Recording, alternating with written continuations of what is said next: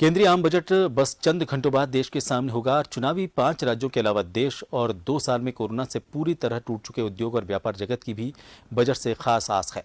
Income tax छूट, विभिन्न उद्योगों में रियायतें, महिला इंडस्ट्रियलिस्ट की डिमांड और पेट्रोल डीजल को जीएसटी में शामिल करने समेत क्या उम्मीद है? Federation of Rajasthan trade and industries के डेलीगेशन से इस पर बात की हमारे संवाददाता सुदर्शन शेखावत ने।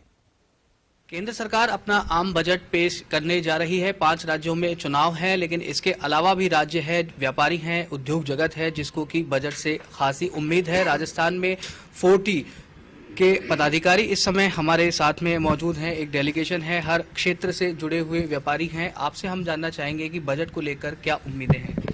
देखिए, हमारी ये डिमांड रही है 40 की काफ़ी टाइम से कि एमएसएमई के हिसाब से पार्टनरशिप और प्रोप्राइटरशिप में जो टैक्स की दर है वो कंपनी के अनुसार 15% ही होनी चाहिए, और जो हमारे सर्विस सेक्टर के काफ़ी सारी इंडस्ट्रियां हैं उन सब में 50 लाख रुपए की लिमिट होनी चाहिए, नॉन लाइसेंसर में जो अभी 20 लाख रुपए है।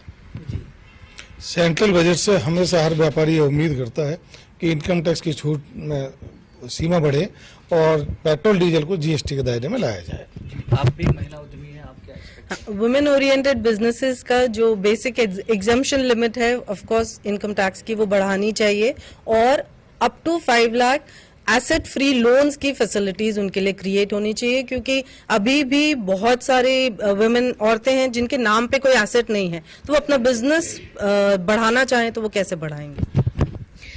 रियल एस्टेट को इंडस्ट्री का दर्जा मिलेगा तो बहुत इंडस्ट्री की ग्रोथ और उसकी प्रॉस्पेरिटी बढ़ेगी। एक्सपोर्ट पे 40 को उम्मीद है कि एक्सपोर्ट पे इस बार गवर्नमेंट काफी रियायत देगी, क्योंकि गवर्नमेंट की सोच है जो आज घोषणा हुई है कि 8 से 8.5% जीडीपी होने की उम्मीद है नेक्स्ट ईयर।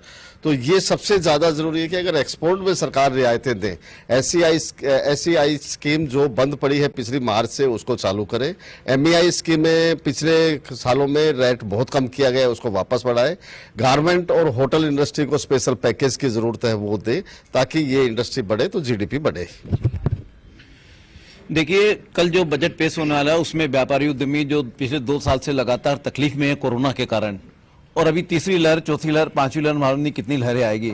ऐसे में आपके चैनल के मार्फत ये उम्मीद करूंगा कल के बजट में एक तो इनकम टैक्स की लिमिट में तो छूट बढ़ेगी ही, साथ ही एटीसी एटीजी में जो दायरा 1.5 लाख और मेडिकल इंश्योरेंस में जो 25,000 रुपया लिमिट है उसको निश्चित रूप से बढ़ाया जाएगा। तीसरी बात, इनकम टैक्स और एक्साइज में तो ऑलरेडी समस्या से समाधान विवाद स्कीम आई है, लेकिन कस्टम के लिए, सीमा शुल्क के लिए अभी तक नहीं आई है। ऐसे में सीमा शुल्क में ऐसी कोई स्कीम लाए जिससे पुराने सीमा शुल्क के जो आज जीएसटी लगने के कारण वो सारे पेंडिंग रह गए, तो ऐसे में वो भी। ऑटोमोबाइल ट्रेड आज इंडिया गवर्नमेंट का सबसे बड़ा जीडीपी में सहयोग करने वाला ट्रेड है, और automobile trade direct transport line से जुड़ा हुआ है। पिछले 2 साल से ट्रांसपोर्ट लाइन इतनी तकलीफ में है कि उनकी 6-6 महीने तक गाड़ियां खड़ी रही, उनको डायरेक्ट कोई भी ट्रांसपोर्ट लाइन को डायरेक्ट कोई भी सुविधा गवर्नमेंट की तरफ से नहीं मिली, खड़ी गाड़ियों में टैक्स भी देना पड़ रहा है। इनका ये कहना है क्योंकि बजट से सभी को उम्मीद होती है, उद्योग और व्यापार जगत को भी उम्मीद है, हर क्षेत्र को उम्मीद है। कोरोना के चलते चिकित्सा क्षेत्र को उम्मीद है, और उद्योग व्यापार बढ़ेगा तो हर क्षेत्र में तरक्की और विस्तार होगा। श्याम शर्मा के साथ सुदर्शन शेखावत, जन टीवी, जयपुर। एक ब्रेक के लिए रुकेंगे, देखते रहिए जन टीवी।